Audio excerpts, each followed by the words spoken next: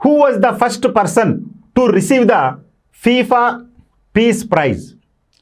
FIFA, federation of international football association, అంటే ప్రపంచ football క్రీడలను నిర్వహించేటువంటి సంస్థ ఫీఫా.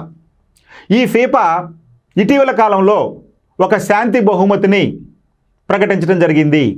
మరి ఎవరికి ప్రకటించారో ఆ శాంతి బహుమతిని అని చెప్పి అడుగుతున్నాడు. ఫీఫా ఏర్పాటు చేసిన శాంతి బహుమతిని అందుకున్న మొదటి వ్యక్తి ఎవరు? First person. Donald Trump, Kofi Annan, Gianni Infantino మరియు పుతిన్.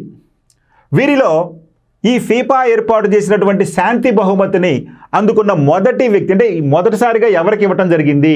ఇప్పటి వరకు ఈ శాంతి బహుమతి లేదు ఫీఫా ఆధ్వర్యంలో, కానీ మొట్టమొదటిసారిగా ఫీఫా ఏర్పాటు చేసి ఇందులో ఒకరికి ఇవ్వటం జరిగింది.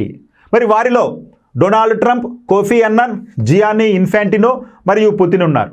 మరి వీటిలో రైట్ ఆప్షన్ వచ్చేసి డొనాల్డ్ ట్రంప్, ప్రస్తుత అమెరికా ప్రెసిడెంట్ అయినటువంటి డొనాల్డ్ ట్రంప్. ఎవరికి ఇస్తారండి?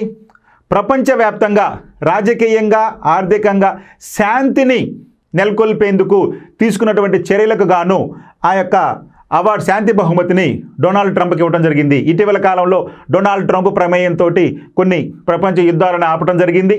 శాంతికి ఆయన చేసినటువంటి కృషికి గాను ఈ ఫీఫా ఆధ్వర్యంలోనే ఈయనకి శాంతి బహుమతి ఇవ్వడం జరిగింది. మరి ఎవరిచ్చారండి అంటే ప్రస్తుత ఫీఫా అధ్యక్షుడైనటువంటి జియానీ ఇన్ఫాంటినో అనేటువంటి జియానీ ఇన్ఫాంటినో అనేటువంటి ఈ యొక్క ఫీఫా అధ్యక్షుల ఆధ్వర్యంలో లేదా ఆయన చేతుల మీదుగా డొనాల్డ్ ట్రంప్ అందుకోవడం జరిగింది. ఎందుకని?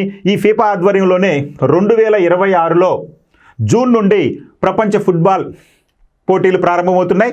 అమెరికా, కెనడా మరియు మెక్సికో దేశాలు సంయుక్తంగా ఈ క్రీడలను నిర్వహించబోతున్నాయి. ఈ క్రమంలోనే డ్రా తీసే క్రమంలో ఈ యొక్క అవార్డును ప్రకటించడం, ఆ అవార్డుని డొనాల్డ్ ట్రంప్కి ఇవ్వడం జరిగింది.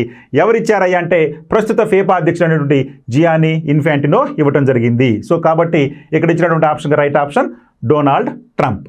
ఓకే.